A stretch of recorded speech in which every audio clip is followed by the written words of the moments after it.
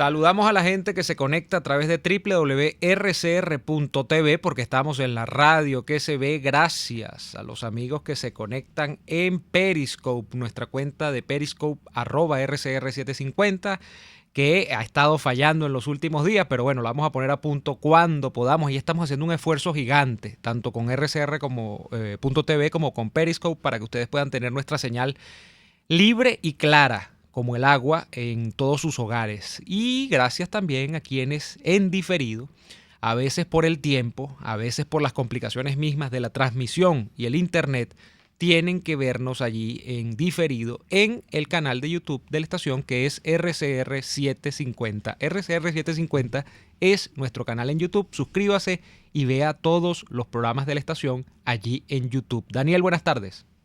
Buenas tardes, Neomar. Saludos para ti y para toda la audiencia, en especial para aquellos que ya hacen sentir su presencia a través de nuestro chat en YouTube y a través de nuestras redes sociales. @RCR750 en Twitter. Recuerden, @RCR750 en Twitter. ¿Sabes que ayer se me pasó un mensaje muy importante que nos dejaba el amigo siempre consecuente Joaquín Lombardi? Nos escribía en Twitter algo que creo que viene a cuento, ¿no?, con todo lo que está ocurriendo estos días, que es el tema de cómo en Venezuela todo el mundo sabe de todo. La mayoría del venezolano promedio se asume todero, experto calificado en cualquier cosa que usted me pregunte. Entonces, es muy frecuente ver cómo pasan trabajo los técnicos calificados de verdad, ¿no? Cuando, por ejemplo, cuando van a los electricistas, los plomeros, los albañiles, estos técnicos de la nevera, de la lavadora, etcétera, cuando tienen que lidiar con un cliente en Venezuela. Porque el cliente siempre sabe más. Siempre sabe más de electricidad, siempre sabe más de carpintería. No, mira, esa madera tienes que lijarla con la otra lija. No, mira, y ese cable, no, ponmele el cable, el otro, ese no me gusta.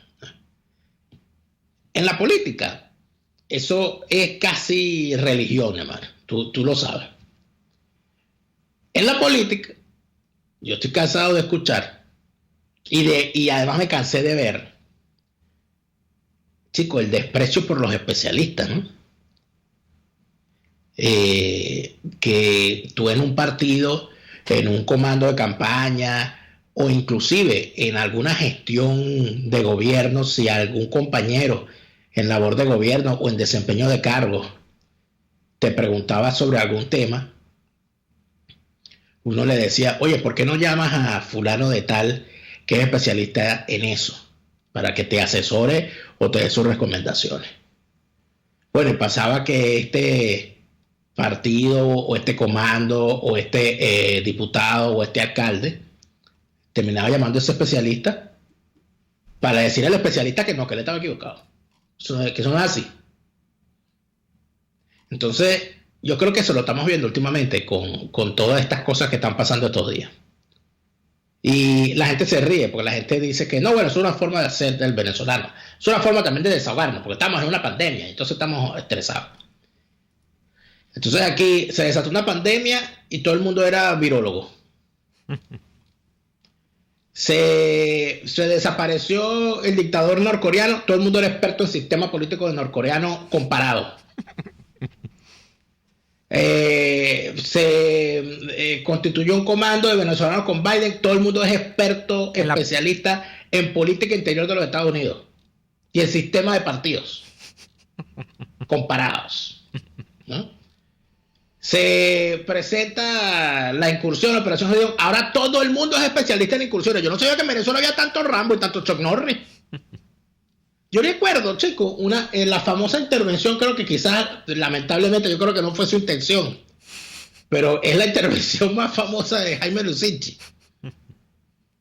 Aquella del Tommy no me jode, ¿te acuerdas? Claro. Esa es una entrevista larguísima que a él le hacen, ¿no? Y él dice allí muchísimas cosas de mucha gente en el peor de los tonos posibles, ¿no? Claro. Pero él dice, en medio de toda la sorna, porque de verdad Jaime Lusinchi tenía una lengua de la cual había que cuidarse, ¿no? Y entonces él dice, lo que pasa con los policías venezolanos es que tienen un problema, todos se creen Sherlock Holmes. Sí, yo recuerdo esa parte.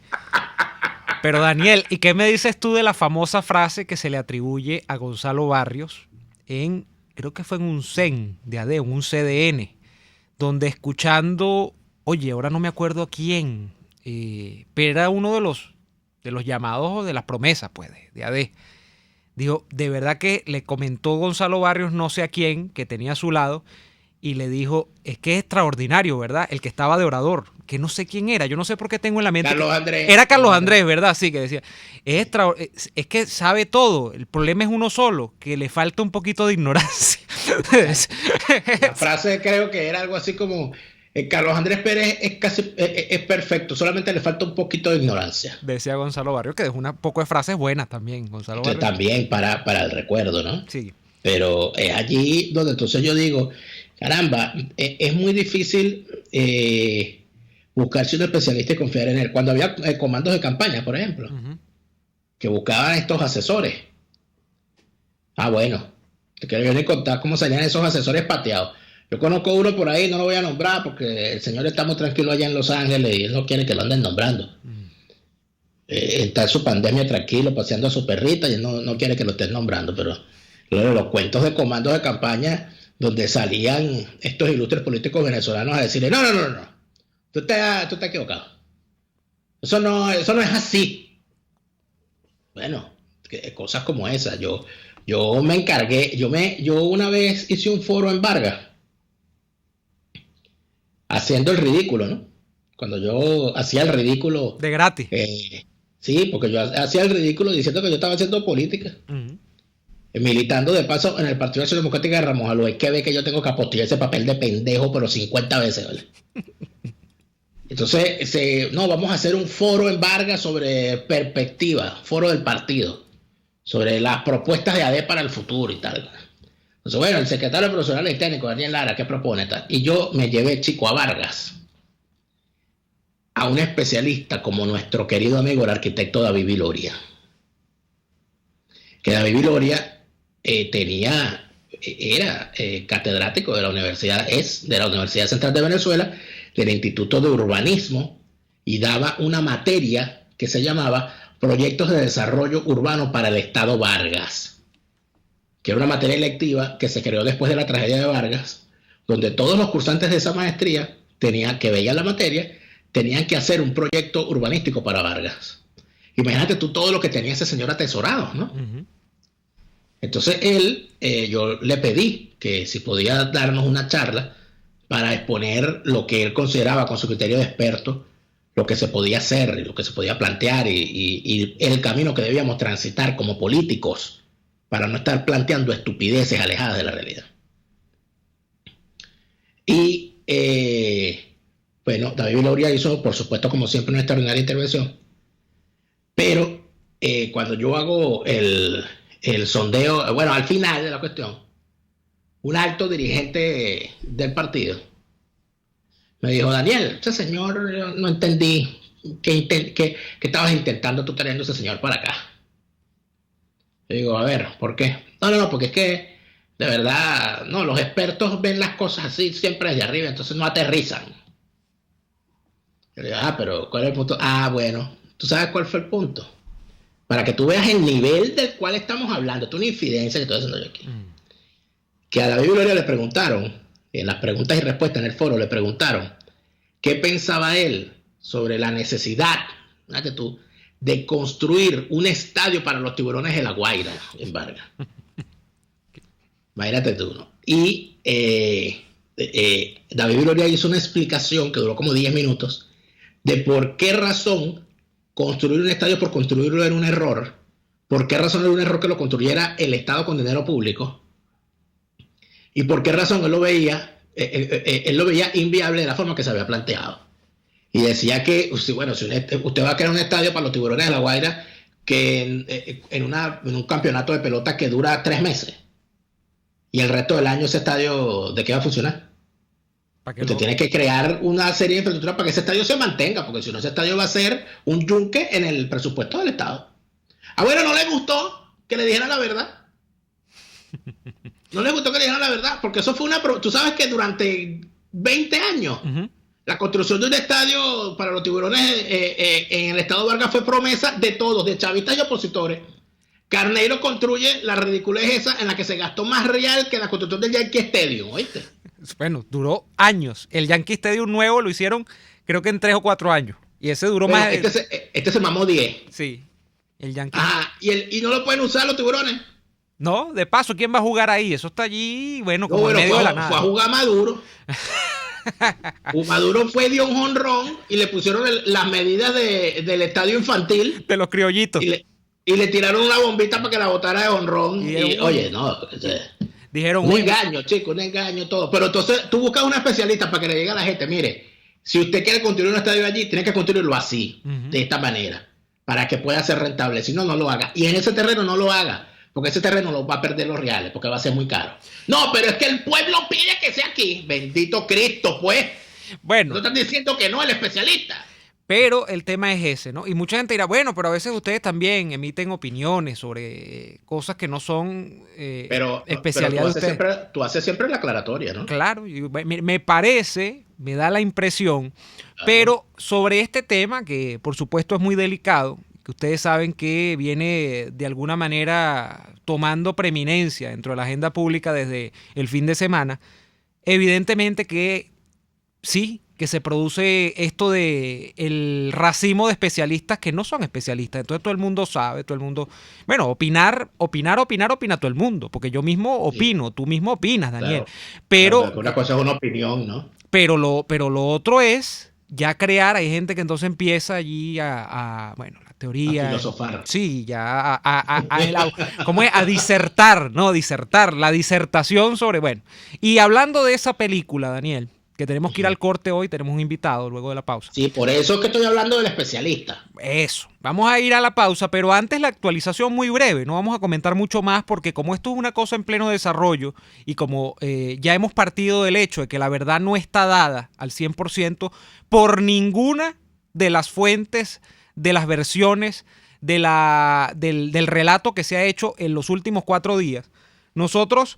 tenemos que decirles a ustedes que, por ejemplo, Maduro el día de hoy ya ha llegado al punto de asomar que el caso de Petare, el caso de esas balaceras interminables que se han presentado en las noches madrugadas de Petare desde hace 5 o 6 días, según mis cálculos, ya eso venía incluso como paquete, o sea que esto era como comprarse un Mac Combo, pues. Usted se compraba el Mac Combo de la invasión y con la invasión también venía le venía la cajita feliz, ¿te acuerdas, Daniel? La cajita feliz. ¿Y qué muñequito venía? Y el muñequito, no, venía el Wilexis. El Wilexis era un muñequito que trae... Sí, es lo que Maduro dijo, que Wilexis lo puso allí prácticamente en los Estados Unidos para desestabilizar Petare, como si el tema de la delincuencia... el Wilexis es gringo. Debe ser de Mississippi. Con razón ese nombre, ¿no? Tiene un nombre de Tennessee. Sí, no, de Alabama. Entonces, ¿verdad? Eso. Lo otro es que ya el tema de, por ejemplo, de la situación en la que se coloca a los propios Estados Unidos de América con la captura de 2 ciudadanos de nacionalidad norteamericana es compleja. Ha tenido que salir Pompeo a decir que Estados Unidos hará, y es que tiene que hacer lo que tiene que hacer, el gobierno de los Estados Unidos hará lo que tenga que hacer para liberar a estos 2 rehenes y a estos 2 presos del régimen de Maduro, ¿no? Y lo que uno puede pensar es que allí va a empezar una serie de aproximaciones, quizás yo no quiero poner en negociaciones, pero por lo menos va a haber unas aproximaciones para ver cómo solventar esto. Recordemos, Daniel, recordemos, no perdamos esto de vista. El último preso de nacionalidad norteamericana que estuvo en territorio venezolano bajo la captura del régimen de Maduro era este famoso el mormón predicador Joshua Hall de la religión de los mormones y que costó mucho, Daniel, costó mucho liberarlo. 2 años preso. Así es, luego se fue, ha relatado su experiencia, pero fue bien complejo. Ahora con esto, y donde se le acusaba, por cierto, también de más o menos lo mismo. Claro, a aquel no decían que era guerrillero, sino que era un simple espía que estaba pasando información. Aquí estamos hablando de unas personas que se acusan de ser mercenarios al servicio de Donald Trump. Pero mira, va a ser complejo. Hay una situación en la que evidentemente hay que revisar, porque la gente, de verdad, tenemos que entender que los procesos históricos no salen debajo de la tierra, que el desarrollo de los eventos históricos es largo. Vamos a hablar al regreso con nuestro querido amigo Héctor Pérez Marcano. Héctor Pérez Marcano fue uno de los venezolanos que en el año 67 desembarcó en Venezuela en el famoso desembarco de Machurucuto. Vamos a ir al corte y al regreso, en tiempo de incursiones, vamos a hablar con el macho Pérez Marcano para que nos cuente cómo fue aquello. Ya venimos. Usted escucha Y Así Nos Va, con Daniel Lara y Neomar Hernández, solo por RCR 750 AM. Puedes seguirnos en nuestras redes sociales. En Twitter, @RCR750, la radio que se ve. Oh, el risotto, qué invento más maravilloso. Y en Il Sapore della Nonna te ofrecen los más deliciosos, los mejores, como el risotto caramelizado, acompañado de trozos de pollo, camarones, tocineta y una salsa de caramelo para chuparse los dedos. O el risotto di Baio, con queso fresco, lomito, y una salsa al pesto que te dejará sin palabras. Solo en Il Sapore della Nonna. Visítalos en la Avenida Victoria, diagonal a la bomba de gasolina Guayana. Il Sapore della Nonna, el sabor de Italia en Caracas. ¡Qué fastidio! Este carro no agarra segunda. Otra vez la bendita caja fallando. Te tengo la solución. En Tecnología Automática 0502 son especialistas en transmisiones automáticas. Los mejores en Hyundai y Kia, Chevrolet, Ford y Volkswagen. Cero improvisaciones. En Tecnología Automática 0502 realizan un trabajo impecable con 7 meses de garantía. Visítalos en la zona industrial de Lebrún o contáctalos a través del 0212-256-6070. Tecnología Automática 0502. Los especialistas en cajas. Porque las oportunidades se dan una sola vez, ni lo pienses. Ávila Gallery está rematando todas sus obras con precios de locura. Pinturas, esculturas, artesanías y mucho más. Llámanos 0414-127-4060. Estamos en el lobby del Hotel Ávila de San Bernardino y en Instagram @Ávila Gallery 1 en número. Recuerda, 0414-127-4060. Ávila Gallery, tu centro de arte moderno. Un espacio que analiza y debate la coyuntura política, económica y social de nuestro país. Acompañe cada mañana a la periodista María Alejandra Trujillo en Palabras más, palabras más, palabras menos. Palabras más, palabras menos. Informes, entrevistas, análisis y discusiones sobre los temas de actualidad. Es lo que más te puedo dar, es lo de siempre. Palabras más, palabras menos. De lunes a viernes, de 7 a 8 de la mañana, por RCR 750 AM. Palabras más, palabras más, palabras menos. En la crisis se encuentran las oportunidades. Aquí en Sin Estrés se las mostramos con invitados especiales que nos regalan sus experiencias por una Venezuela mejor.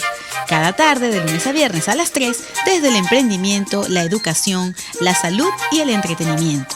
Por nuestra calidad de vida se nos hace necesario tomar un respiro del agobio diario, dedicar unos minutos a la salud mental y emocional para vivir sin estrés. Sin Estrés, de lunes a viernes a las 3 de la tarde por RCR 750 AM y RCR.tv, la radio que se ve. Antes de empezar el día, entérese de lo que acontece en el país junto a Pedro García Otero en Titulares de la Mañana. De lunes a viernes a las 6:30 de la mañana. Acompáñelo y empiece su día bien informado. Titulares de la Mañana con Pedro García Otero. Solo por RCR 750 AM. Porque lo bueno une. En RCR somos vanguardia. Toda la programación de tu RCR también la puedes seguir a través de la internet. Audio y video en tiempo real. Noticias y mucho más. No te pierdas ni un segundo de nuestra programación. No hay excusa ni cadena que valga para que dejes de escucharnos. Ingresa a rcr.tv, la radio que se ve. En este espacio nos encargaremos de llegar al conocimiento mediante la observación de la posición de los astros y las características comunes de muchas personas con fechas de nacimiento. Esa energía también nos involucra a cada uno de los signos. Guía Astrológica. Descubra la relación de los astros con los rasgos de la personalidad, con los sucesos importantes de su vida y con sus características físicas. También van a buscar nuevas formas de crecer, contactarse con el arte, con la belleza. Guía Astrológica, todos los sábados, a partir de las 3 de la tarde, por RCR 750 AM.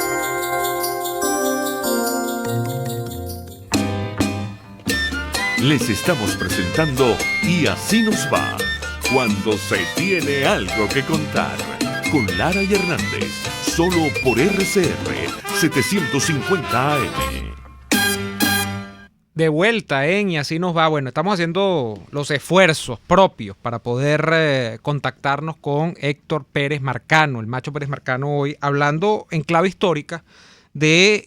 Creo que el último intento de crear una operación de, digamos, de insurgencia a través de las costas venezolanas, ¿no? En la historia reciente de Venezuela, de acuerdo a lo que yo recuerdo. Tú estabas haciendo en estos días un recuento que empezó en Miranda, pasó por las expediciones del siglo XIX y recaló justamente en el desembarco de Machurucuto, ¿no? El desembarco de esos muchachos de 20 años, que creyendo en la épica de la Revolución Cubana, por ejemplo, creyeron que Venezuela se podía exportar tal modelo y se montó, por ejemplo, entre esos episodios de una lucha de guerrillas que redondeando duró cerca de 10 años, quizá un poco menos, se montaron el desembarco, ¿no? Vamos a ver si podemos contactar a Héctor en breve, estamos en eso.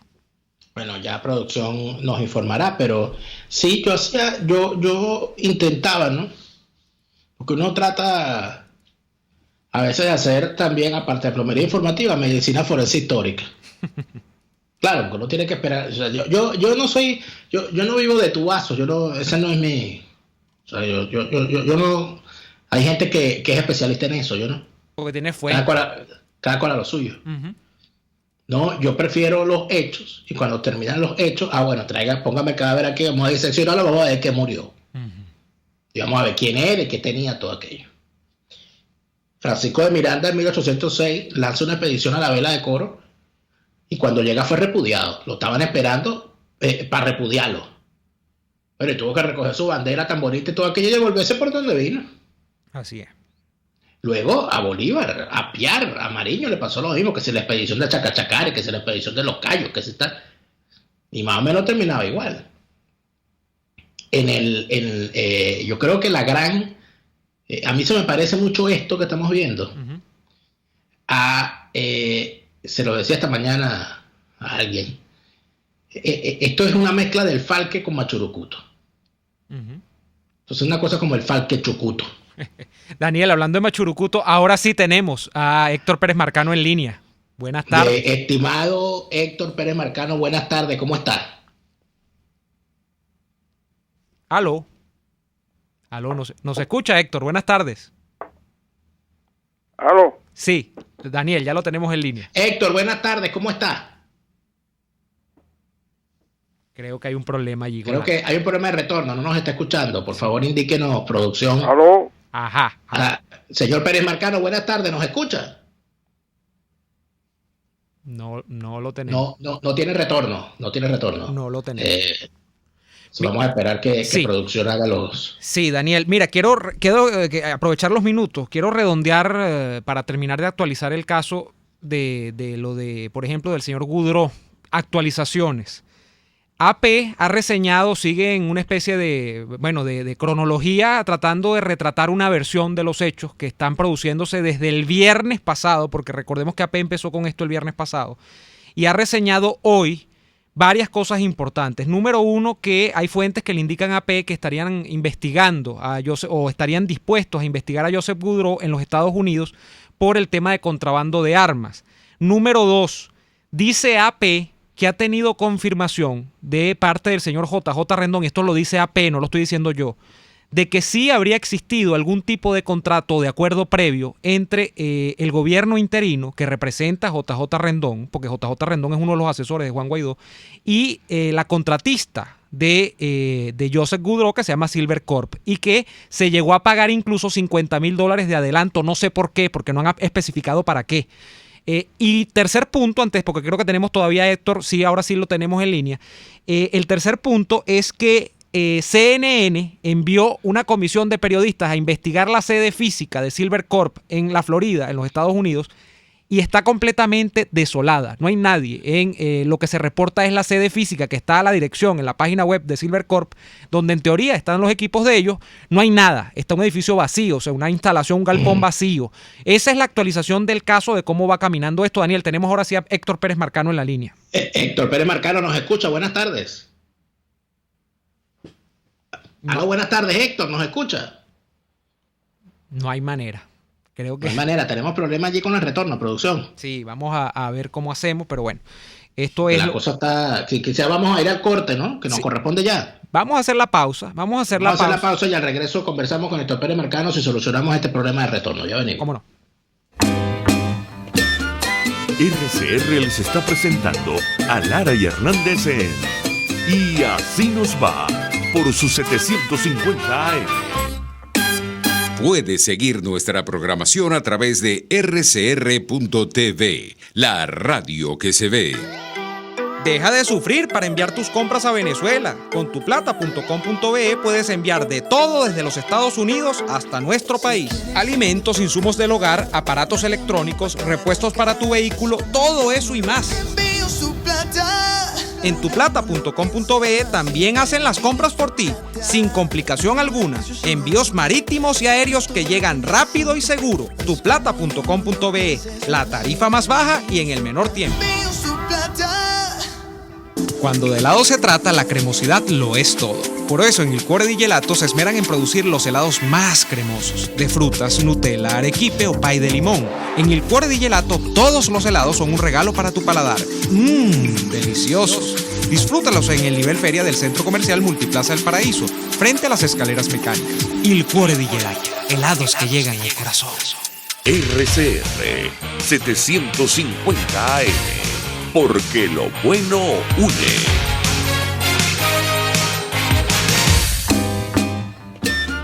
Estamos escuchando Y Así Nos Va con Lara y Hernández por RCR 750 AM.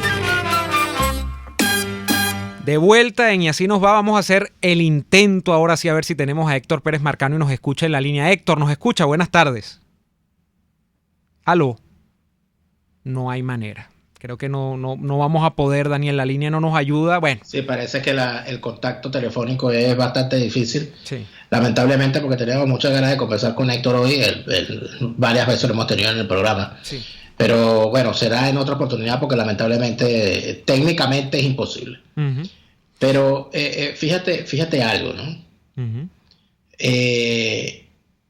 Una de las cosas que quería conversar con Pérez Marcano y que él lo ha relatado en el libro que escribió a cuatro manos con Antonio Sánchez García, La invasión de Cuba a Venezuela, editado por los Libros del Nacional.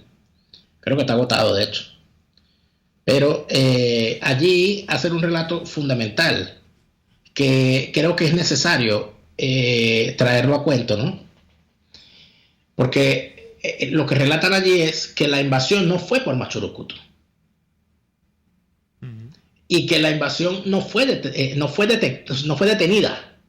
O sea, la invasión en efecto se hizo.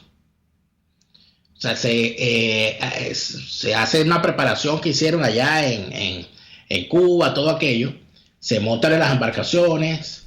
Las embarcaciones luego tienen unas lanchas rápidas con las cuales ellos terminan haciendo la incursión de mar afuera hacia la costa y entran en un sector de esa costa llamada el Cocal de los Muertos. y entran sin problema. Lograron entrar.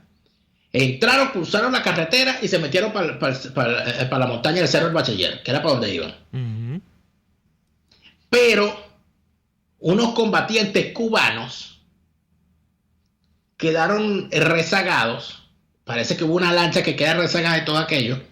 Y estos combatientes cubanos, que originalmente no iban a entrar, decidieron que, como la orden que tenía era que en caso de que hubiese algún inconveniente o alguna situación, combate, que lo estuviesen esperando, etcétera, que ellos se bajaran y entraran también. Ellos identificaron que había un inconveniente y se metieron con la circunstancia de que cambiaran las condiciones del mar. Entonces el mar los empujó. Los empuja y además de eso, por supuesto, los empuja, unos chalecos reflectantes empiezan a hacer escándalo, todo aquello, sale el sol, y los tipos los detectan en Machurucuto. Unos metros mucho más allá, kilómetros. Y bueno, ya ahí en Machurucuto parece que había una patrulla, una cosa tal, y a los tipos los agarran a dos, ¿entiendes? Uno de ellos cae en combate y ha sido reivindicado 1, 2, 3.000, 7.898 millones de veces por el chavismo. Claro. Que es Antonio Briones Montoto. Era cubano y cayó allí en combate. Entonces, ¿qué ocurre? Que eso no se supo sino hasta años después. Porque en efecto hubo 3 incursiones distintas. Hubo una que hizo el Partido Comunista y que la ha narrado Rafael Elino Martínez en un libro que escribió narrando cómo él monta esa operación por orden de Guillermo García Ponce, y la operación esa fue detectada, era para el envío de unas armas que iban a entrar por Oriente. En el caso de Machurucuto, los combatientes entran, el grueso, se integran al frente guerrillero, pero otros son detectados. Hubo otra incursión que esta era del MIR, esta de Machurucuto la hizo el MIR. Ahí venía Moisés Moleiro, el Macho Pérez Marcano, Américo Martín, uh-huh. Y en la incursión de Lubén Pekov, que era del Partido Comunista, ahí era donde venía Arnaldo Ochoa. Imagínate tú. Que es uno de los que venía en la invasión. Luego fusilado por el castrismo. Luego héroe. Combatiente cubano en las guerras de Angola, que no se puede pasar eso por alto. En las misiones internacionalistas, ¿no? No, el señor gana la primera batalla de blindados después de la Segunda Guerra Mundial. La primera batalla de blindados después de la Segunda Guerra Mundial la libró estas tropas armadas por los rusos, estos mercenarios cubanos armados por la Unión Soviética en contra del ejército sudafricano. En la de Ogadén, ¿no? No, la de Ogadén es otra. Esta fue abajo, esta fue en otro territorio que no recuerdo ahorita cómo es, Odessa, creo que. Ajá. Bueno, el tema es allí, en medio de todo esto. Operación Odessa, creo que se llama eso, el combate de Odessa o la batalla de Odessa. No recuerdo en realidad, sería especular. Pero héroe y villano después, fusilado por el castrismo. Claro, después lo fusilan, no, porque en Cuba tú te conviertes en héroe por encima de Fidel, lo que te sale el paredón. Claro. No le pasó a Chávez, ¿no? ¿Viste? Dios mío, Daniel. Eso es así, que se murió y no volverá. Lo mataron los cubanos. Ajá. Le inocularon, bien inoculadito. Y Arnaldo Ochoa, Daniel, Arnaldo Ochoa vino a territorio venezolano en esa operación, en esa incursión. Vino 2 veces. Imagínate. Porque él vino, eso me lo narró también Douglas Bravo, uh-huh. Que él había venido a traerle un mensaje al Partido Comunista de parte del alto mando castrista. Uh-huh. Eso ya es otra historia. Pero ahora, estos tipos entran por Machurucuto, ¿y qué pasa después? Bueno, lo de siempre. Los tipos entran y tenían dispuestos a entrar al Cerro del Bachiller, a integrarse a la guerrilla, y cuando llegan no consiguen a los guerrilleros. No estaban los guerrilleros por ninguna parte del Cerro del Bachiller. ¿Por qué? Porque la acción del Estado venezolano contra la guerrilla había sido de tal magnitud que quien quedaba vivo de los comandantes en la zona, porque lo habían diezmado, era un señor, yo no sé si tú reconoces este nombre, uh-huh. Un señor llamado Fernando Soto Roja. Así es. ¿Te suena? Claro. Venía de AD, dirigente del MIR.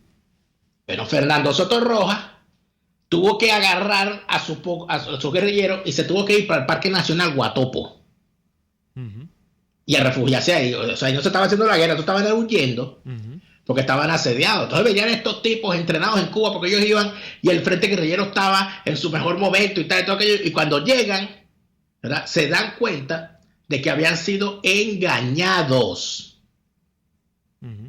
De que les llegaba una información falsa, que no se estaba ganando la guerra, que el frente guerrillero no era una cosa vibrante que estaba a 15 minutos de entrar caminando a Miraflores, era mentira. Daniel, tú sabes que esto es, que te atajo allí, y disculpa la interrupción, porque esto es el común de probablemente todas las operaciones que trataron de duplicar la experiencia cubana en América Latina y que se llevaron por delante a tanto muchacho cabeza caliente de la época, independientemente de los pensamientos.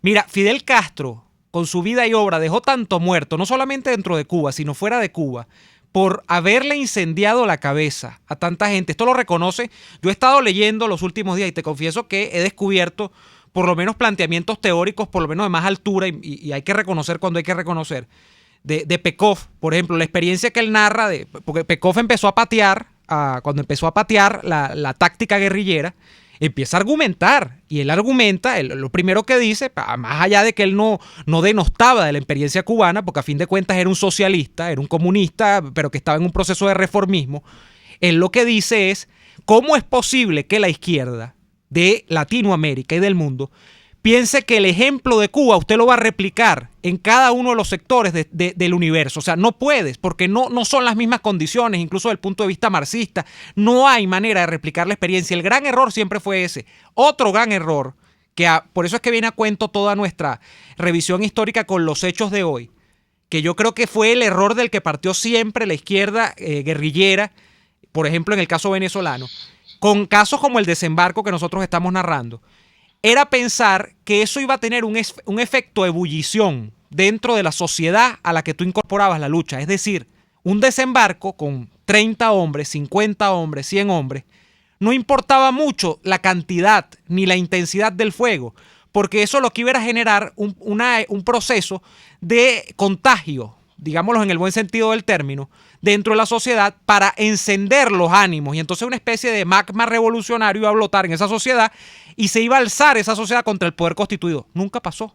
Aquí, nunca. Y bueno, de hecho, no ha pasado nunca. Aquí el que lo matan bien y el que no tan bien, más o menos es el dicho de los venezolanos. Bueno, pero Neomar, eso le pasó a Miranda. Es que allí iba, eso viene de atrás, eso viene de allá. Eso le pasó a Bolívar.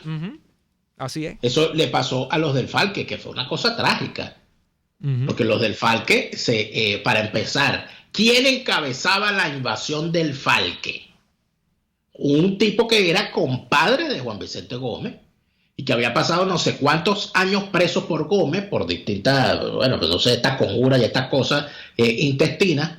Y cuando el señor sale, se va del país, bueno, y arranca a reclutar a cuanto exiliado molesto estuviese por allí, y monta una expedición con 2 embarcaciones, una de las cuales no llega porque eso sobró.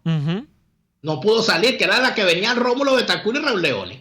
Que venían allí también. Así venían allí, entonces se montan en la del Falque.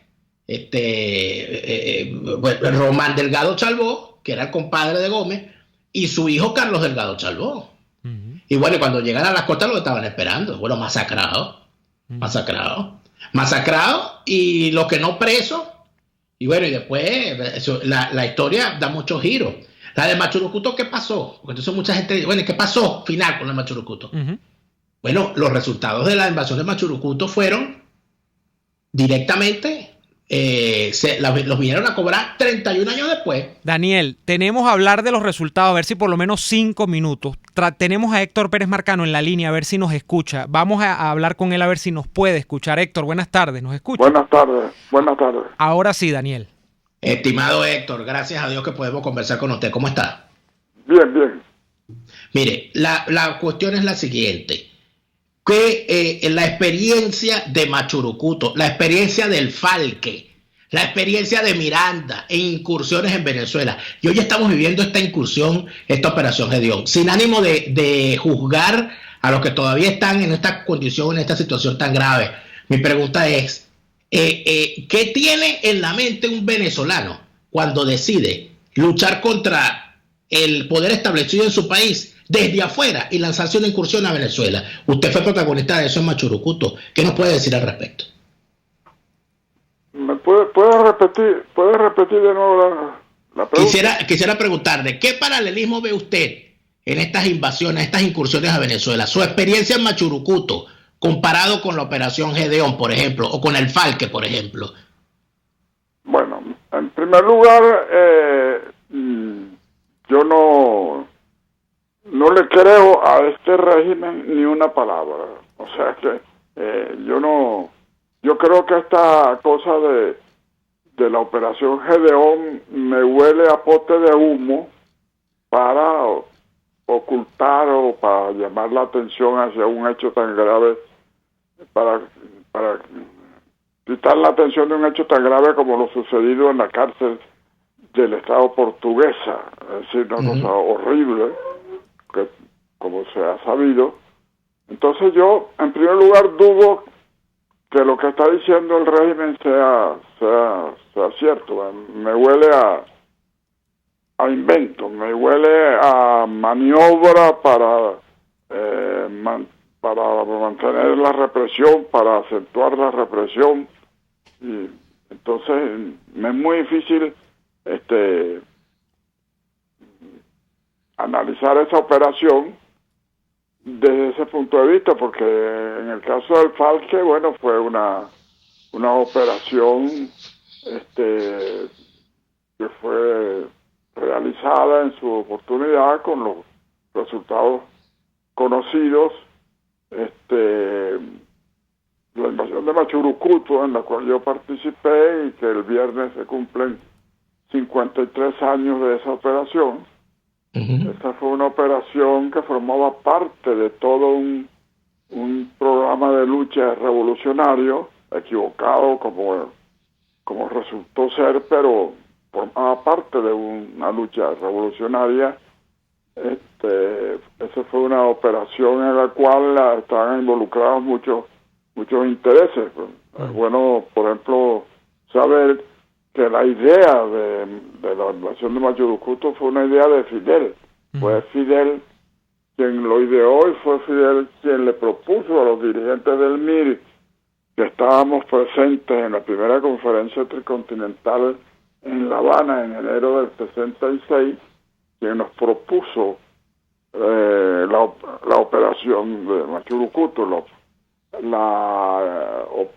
La estrategia de Fidel en ese entonces era infiltrar guerrilleros cubanos junto con guerrilleros de otras nacionalidades. Ya lo habían hecho en Nicaragua, lo habían hecho en Guatemala, en los frentes guerrilleros que había en América Latina, y en el caso de Venezuela tenía una especial importancia porque la percepción que se tenía en Cuba, una percepción errada, por supuesto, errada por lo inflado y lo erróneo de las informaciones que los comunistas y los miristas le suministraban a los cubanos, de que la victoria revolucionaria en Venezuela estaba cercana, estaba a punto, y Fidel quería tener guerrilleros cubanos en los frentes guerrilleros venezolanos. Héctor, le atajo allí. La información de que el espíritu revolucionario estaba a punto de caramelo, como se dice en criollo en Venezuela, es lo que comparten generalmente los guerrilleros de aquella época como diagnóstico para evaluar el por qué fracasó, incluso no solamente Machurucuto, sino por qué fracasó la guerrilla. Era pensar que en términos marxistas esas condiciones objetivas existían cuando nunca existieron, es decir, que había un fervor revolucionario que iba a explotar, donde la gente se iba a levantar contra el establishment, y eso nunca pasó, ¿no, Héctor? No hubo ese contagio espontáneo que se esperaba a través de acciones puntuales que lo que sirvieran era como detonantes de ese espíritu revolucionario. Nunca pasó. Bueno, había una gran ignorancia por parte del movimiento revolucionario venezolano de una serie de realidades que existían en el país. Por ejemplo, para citar una, Es decir, el ejército venezolano había despoblado las montañas venezolanas, los caseríos de las montañas como el Bachiller, que era uno de los frentes guerrilleros. Todas esas montañas habían sido despobladas, habían obligado a los campesinos a abandonar los caseríos. Es decir, ¿y por qué? Porque estaban siguiendo una doctrina que se creó en Fort Bragg, que era el centro de entrenamiento antiguerrillero específico de los Estados Unidos, donde ellos estudiando las tesis de Mao, de que Mao señalaba que el revolucionario debía moverse entre en el pueblo como el pez en el agua. El agua eran los campesinos, que eran los que podían suministrar a la guerrilla información o alimentación, ¿no? Entonces, por ejemplo, nosotros los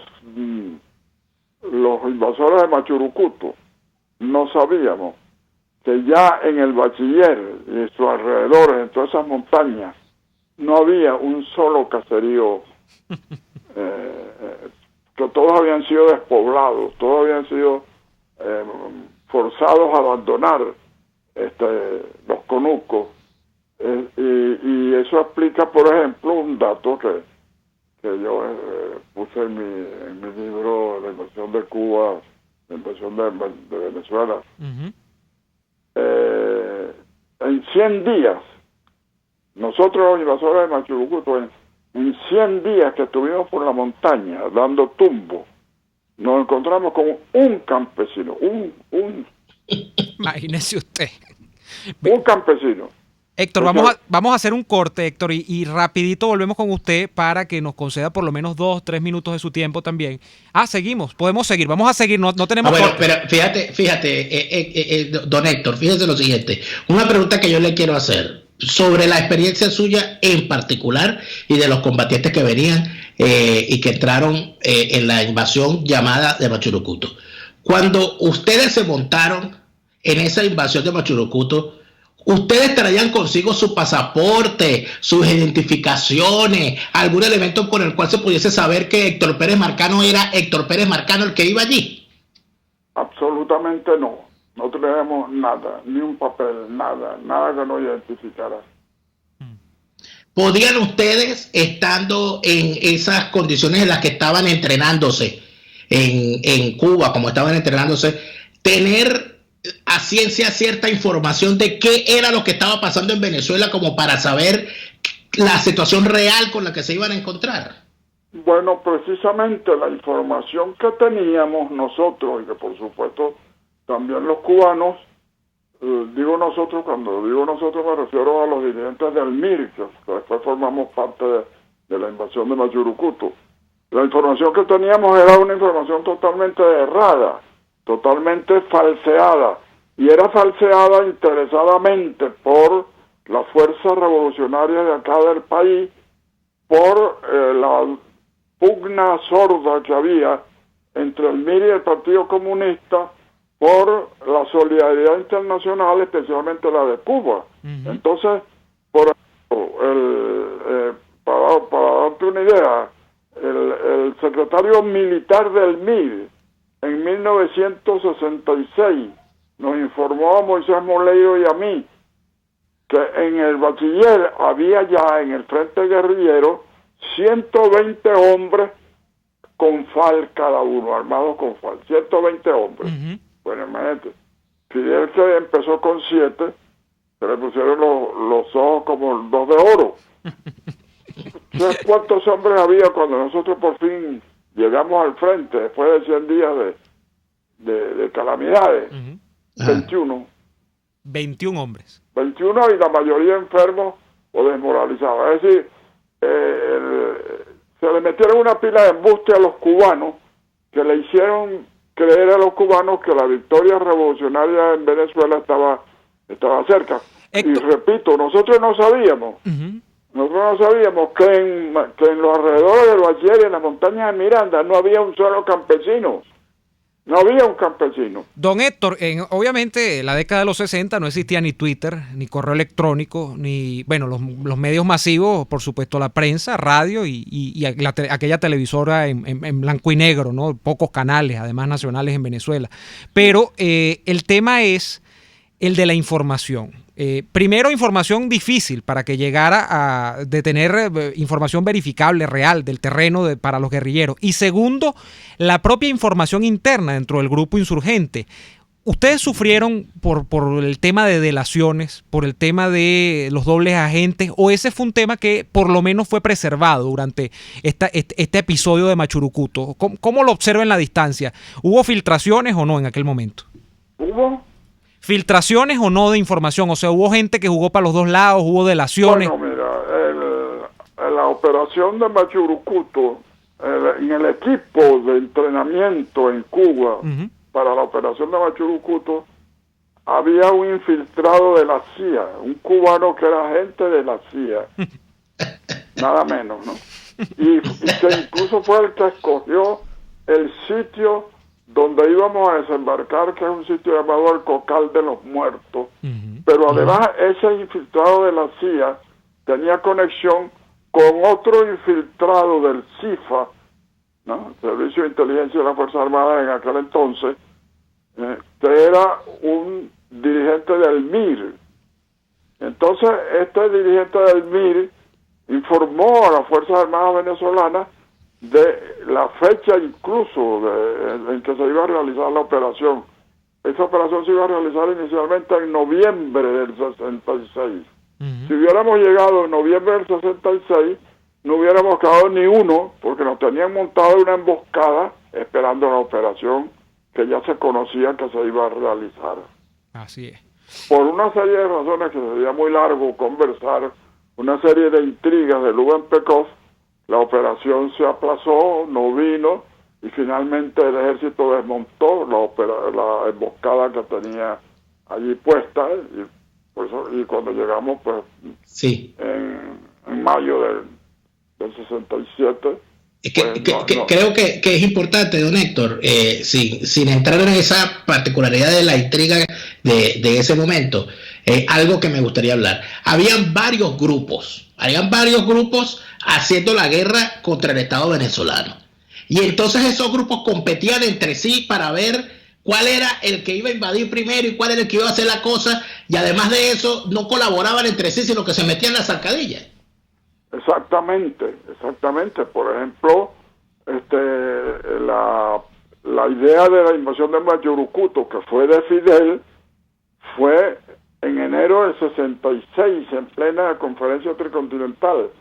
¿Y qué hizo Lubin Pekov, que estaba allá en representación de la gente de Douglas Bravo? Inmediatamente solicitar una operación para el frente de Douglas Bravo.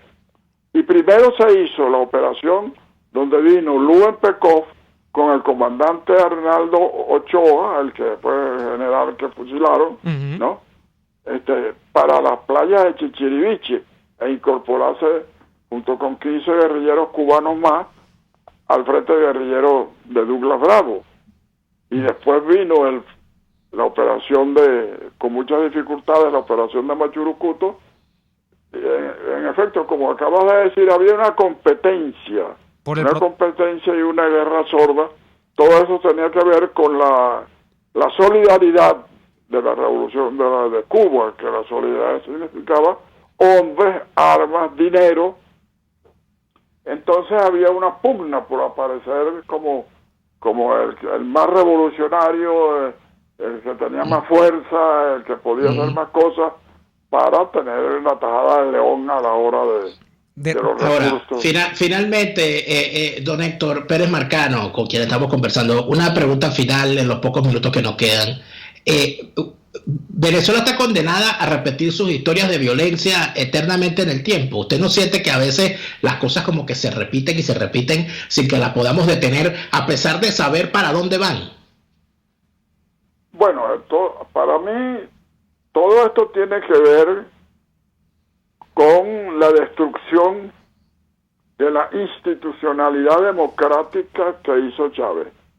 El gobierno de Chávez, el régimen de Chávez, acabó con lo que se se había construido durante 40 años, de 1958 a 1998, donde Venezuela era un ejemplo para América Latina en cuanto a institucionalidad democrática. Todo eso fue destruido, como fue destruido PDVSA, como dijo el doctor José Toro Hardy en estos días, dijo en un programa de televisión, dijo que la gallina de los huevos de oro PDVSA se la habían comido en un sancocho Padrino, Chávez, Diosdado Cabello y Ramírez. ¿No? Eso lo dijo José Toro Hardy. Se la comieron en un sancocho a PDVSA. Bueno, y hoy tenemos la situación que tenemos. Es decir, el hecho de que la institucionalidad democrática haya sido destruida y que habrá que reconstruir en algún momento, a partir de algún momento, ha tenido que ver con toda esa situación posterior en la cual entonces insurgen, como insurgió Chávez con el intento de golpe de Estado, insurgen grupos que pretenden, por una vía no institucional, ponerse al frente de algunos problemas. Don Héctor Pérez Marcano, le agradecemos muchísimo por estos minutos que nos dedicó de su tiempo para conversar el día de hoy. Le mandamos un abrazo desde acá, Radio Caracas Radio. Bien, bueno, era Bien, Héctor Pérez muchísimas Marcano. gracias a don Héctor Pérez Marcano, que conversamos hoy. Como pueden ustedes haber escuchado, amigos, el próximo viernes, pasado mañana, se cumple un año más de la invasión de Machurucuto. Ya escucharon ustedes, los que saben escuchar. Si quieren hacer paralelismos, si quieren revisar la historia, si quieren darse cuenta de cómo las cosas se repiten primero como tragedia y después como farsa, lo que hay es que saber escuchar y buscar a los especialistas que ya vivieron lo que algunos pretenden repetir. Neomar, se acabó este programa. Se nos acabó el tiempo, estamos pasados de horas, de minutos y de segundos. Nos vemos mañana, hasta entonces. Por hoy termina Y Así Nos Va. Síganos en Twitter en @YASÍNOSVA, @DeLaraF y @NeoAdolfo. RCR 750 AM. RCR.